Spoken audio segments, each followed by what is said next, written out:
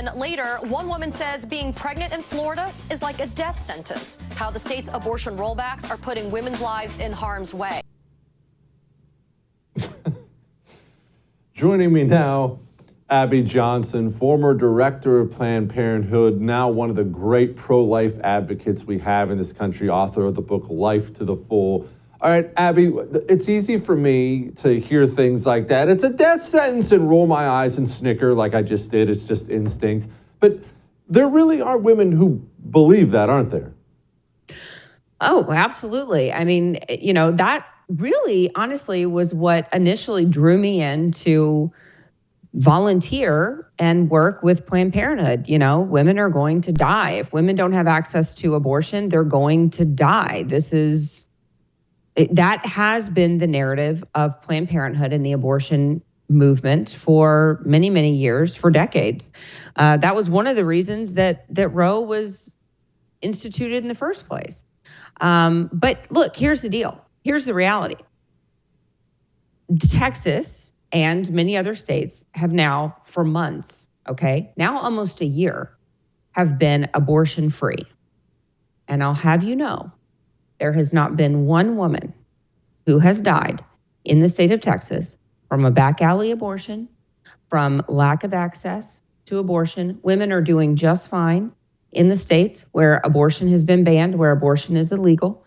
Not one back alley clinic in sight. And women are doing just fine. Women are thriving. And also, babies are doing better because their mothers can't kill them here in these conservative states. It's freaking wonderful. Okay, why do they believe this then? Because it's not something that's real. So this is such a difficult disconnect for those of us on the right, myself included. Okay, it's not something that's real, but you think it's real. Why do you think it's real? It's not real. It's not really there. So why do they think this stuff happens? You know, I think when people say things enough times, they really do believe it. I think that these women, and particularly younger women, they hear these things in the media. It is the acceptable narrative. And I mean, so many things, right, that we know are scientifically not true. We hear women say, that I hear people still say that a child in the womb is a parasite. I mean, that's not factually true. It's not medically true. It's not scientifically true. But they say it. I hear people say that a child in the womb, a human being in the womb, is not human. Well, it can't be anything else. A human woman has never given birth to anything else except for a human. But when people say these things enough times, when they say a lie enough times, they will begin to believe it. And when you have the liberal media also, essentially in cahoots with the abortion lobby, you've got it being shoved down your throat 24 hours a day, telling you, no, this is true, this is true, this is true. And I think these women, they feel like they don't have any other option but to believe it, especially because so many of these women have had abortions, right? So they're like, oh, of course it's not a life. Of course it's not a baby. Of course I didn't kill my baby, right? So they need to believe the lie. That makes sense. Guilt has got to play into it. Okay, well, you mentioned the states which are banning it. Tell me about some wins. Give us, what legislative wins have we had out there? Well, look, like I said, there's a lot of states now where you can't even get an abortion. Of course, Texas is one of them, Tennessee, there's many other states. Florida just had a huge win, of course. So many Ron DeSantis fans, and he just did something amazing. He signed the Florida heartbeat bill. In Florida, there was, of course, a ban on abortion up to 15 weeks gestation. Now he signed the Florida heartbeat bill, which now blocks abortions essentially after 6 weeks in pregnancy. That is a huge win for babies, a huge win for women. There are 5 states in the United States. Now, this is before Roe. was overturned. There were 5 states in the United States that made up over 50% of the abortions in our country. And it was Texas, California, New York, Illinois, and Florida. And now in 2 of those 5 states, abortion is either illegal or severely restricted. And that is a huge win for mothers and their babies. Gosh, that's freaking wonderful. That's wonderful. But of course, the abortion industry doesn't stop for a variety of reasons. The abortion pill, well, here was Joe Biden. I think it's outrageous what the court has done relative to concluding that they're going to overrule the FDA and whether something's safe. The abortion pill, where'd this thing come from? They seem to love it now. It's 50% of abortions, as you obviously know. I never even heard of the abortion pill till a few years ago. Yeah, so it's been around now for over a couple of decades. It's kind of changed in the way that it was rolled out. So initially, it was rolled out in the U.S.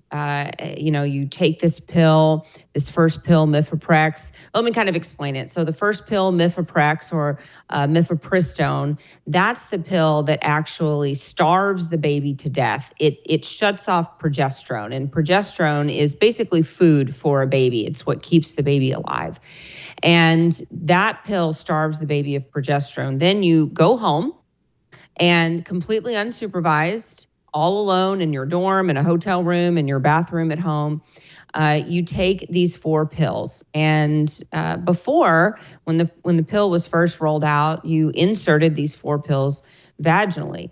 And almost immediately, you begin having very intense cramping, you begin hemorrhaging, and those pills cause you to pass your baby into your toilet. And the woman then has to make a decision. Do I flush this baby down the toilet? Do I scoop the baby up out of my toilet? What do I do?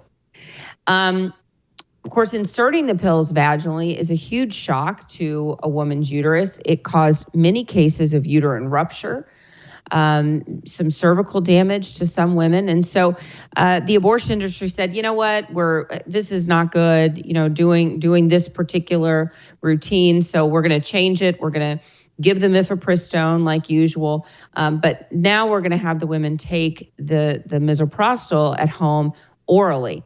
And so it's not going to be, as a shock to the uterus, and maybe it will prevent so many uterine ruptures. So that is what happened. It was a little bit safer for women. Of course, never safe for a baby, always kills a baby. But they did find that there weren't so many uterine ruptures.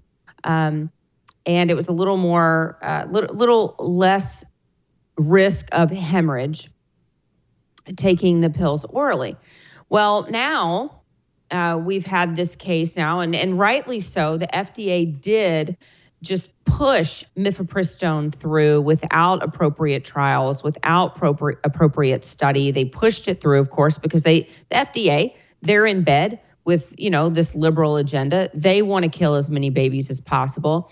So rightly so, this judge says, look, this was not done appropriately. You've got to go back and fix this thing. This is not right. This is obviously not safe for women. So he puts a halt on mifepristone. And but of course, the abortion industry, they're not going to miss a beat, right?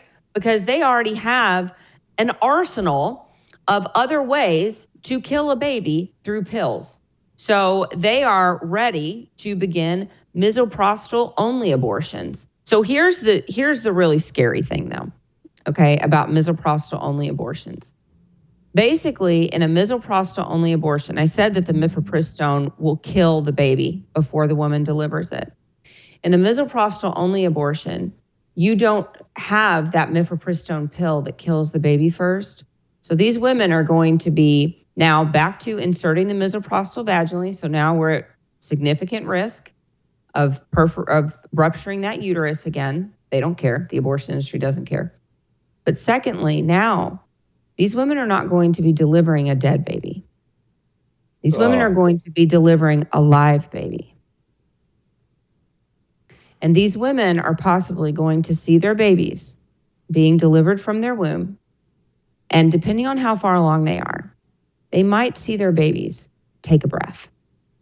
And can you even imagine what that is going to do to these women? Now, they're not going to be told that. They're not going to be told that that's a possibility. But can you imagine how traumatizing that is going to be for these women who think, oh, I'm just going to go home and I'm just going to pass some tissue. It's going to be no big deal, right? Because the abortion industry has told these women that aborting your child through the pill is no different than taking a Tylenol. In fact, I have an email in my inbox right now from NARAL, and the subject line says, safer than Tylenol. And they're referring to the chemical abortion pill, the same pill that kills a child, safer than Tylenol. Support the First TV today and get instant access to exclusive specials like Who is Ron DeSantis, The History of FBI Scandals, and America's Worst Presidents. Visit thefirsttv.com/support or download the First TV app to become a supporter and start watching today.